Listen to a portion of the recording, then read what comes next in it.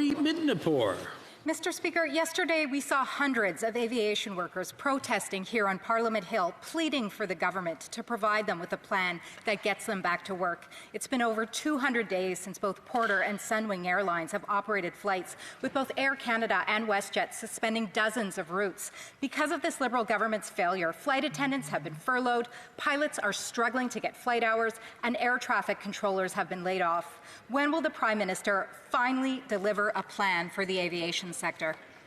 Well, Prime Minister. Mr. Speaker, we recognize that many sectors have been extremely hard hit by this pandemic, particularly the airline sector, among others. That's why the wage subsidy has helped the airline industry with over $1.1 billion in supports. And we will continue to work to support our airlines as we go through this difficult situation. We know we need to have a strong airline industry once we come through this pandemic. That is what we are focused on. We continue to work with partners. We continue to support workers across this country. We will ensure that Canada stays a strong leader in airlines and aeronautics. Honourable member for Calgary-Midnapore. Mr. Speaker, I have met with over 30 stakeholders in just the past 4 weeks, and they continue to tell me how desperately they need a plan or some kind of action from this government.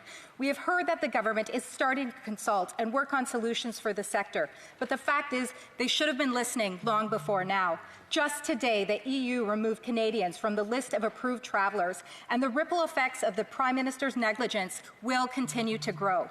Has the Prime Minister given the Minister of Transport a directive and a deadline to address this critical situation? Yes or no?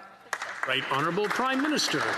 Mr. Speaker, as a government, we've been squarely focused on the safety and security of Canadians. Now, we've seen other parties and other leaders not be as responsible in terms of doing the things that are protecting from the spread of COVID-19. But we will continue to ensure that what we do in terms of closing the borders, in terms of keeping Canadians safe, is always top of mind. Yes, we are there to support small businesses and large. We are there to support workers. We will continue to. But we will always make our decisions based on protecting Canadians from this pandemic first and foremost.